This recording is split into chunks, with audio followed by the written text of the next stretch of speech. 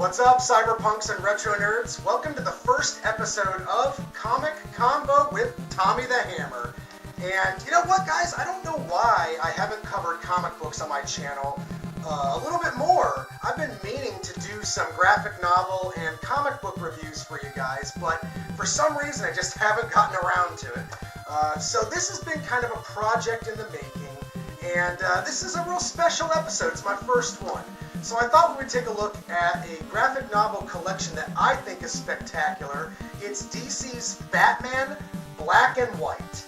And the premise for this collection of comics is extremely simplistic. Basically, this is an anthology series, which means each story is done by a different artist and writer, and they all differ in themes and artistic style. And that's my favorite part about this graphic novel collection, is the fact that every story is completely different. Some are extremely grounded and realistic and kind of embody that gritty film noir side to Batman.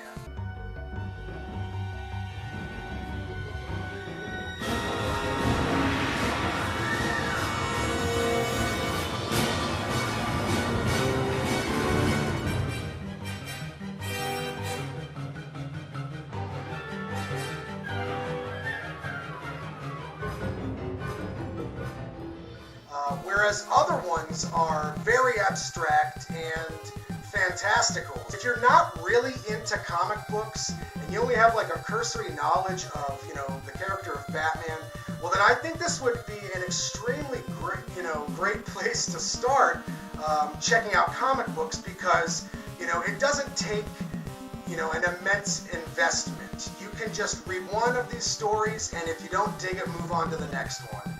And I feel like all of them in this collection are extremely strong, but naturally I've got my favorites, and I thought I would actually do something special for you guys. My favorite one in this collection happens to be by Brian Bolland, and he's the man responsible for the prolific Judge Dredd comics.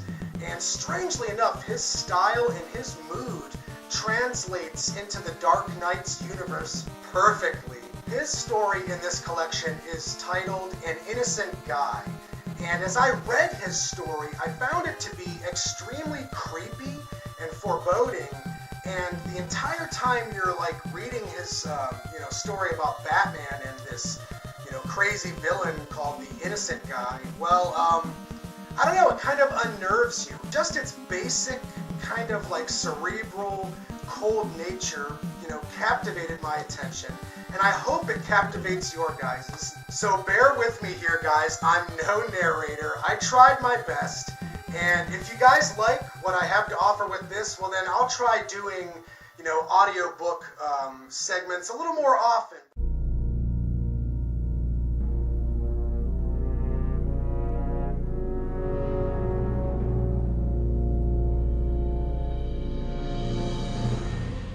I don't consider myself a bad person. On the whole, I consider myself a good person. I'm good to my parents, I treat my girl right, take her out and buy her stuff, and I go to church every Sunday. But I've decided that just once, I want to do a really bad thing. I mean a really seriously bad thing. 'Cause, we're put on this earth with free will. We can choose to do this or that. We can choose to be good or bad. But sometimes I think most people are good and not bad only because they're scared they might go to jail or hell or someplace. Some guy once said, anything done without fear has no moral value. Well, I think that's right. I figure the only way you can be truly good is if you tried being bad, and being good feels better. So, what is it to be this one bad thing? It's got to be something completely cruel and horrible and unnecessary and motiveless, because getting caught is not on my agenda. There's an old, disused sewer shaft out in a place I know where no one ever goes. I thought I'd kidnap a little girl and chain her up down there and leave her there weeping and wailing in the dark till she starved to death. You gotta understand, I'm not some kind of pervert or anything like that, but whatever I can do to make her ordeal worse and ruin the lives of her family, I'll do. But somehow, this isn't enough. It's gotta be a bigger thing somehow. Something that'll leave a mark on more people, like the killing of John Lennon. It's gotta be somebody famous. I thought about the Pope, but he's always surrounded by those Secret Service guys and riding around in his bulletproof Pope-mobile. And well, I don't get over to Italy very often. In fact, never. I've got to choose my victim for the sake of convenience. It's got to be someone who doesn't have an armed guard. Someone right here in Gotham. It's got to be the Batman. It'll be no problem. I got a gun.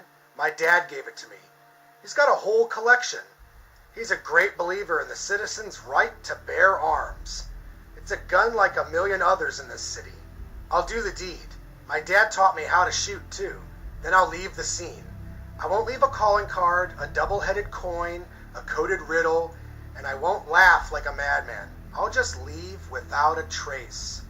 I mean, for all I know, right now he could be in his secret hideout somewhere, hunched over his secret surveillance system, monitoring everything I record on this tape. But I'm sure he isn't, because he's one of the good guys, and spying on innocent people would be wrong. No, right now he's on the trail of some criminal.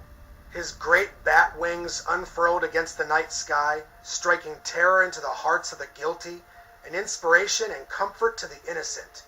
He'll be sadly missed, especially by me.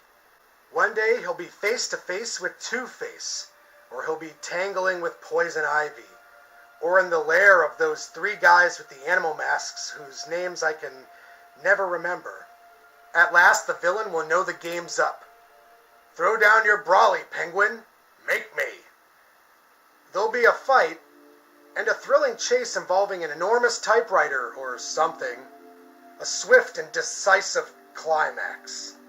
The good guy will make a dramatic exit, leaving the bad guy to ponder the error of his ways.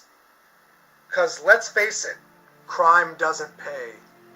And just for one moment, the Batman will pause, turn, his face illuminated by a single light, a splendid avenger of the night.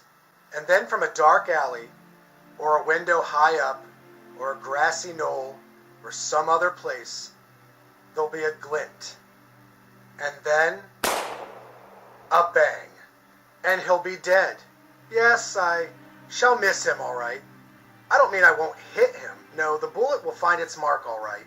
But as I said before, I'll miss him. I've always been his greatest fan. I'm also his greatest enemy. Before anyone finds him lying there, I'll be long gone. I'll destroy this tape. I won't have a motive. I won't leave a clue. I'm just an innocent guy. Then I think I'll finish college education, marry my girlfriend and have a couple of kids. A boy and a girl would be nice. Live a good and blameless life, and go to heaven when I die.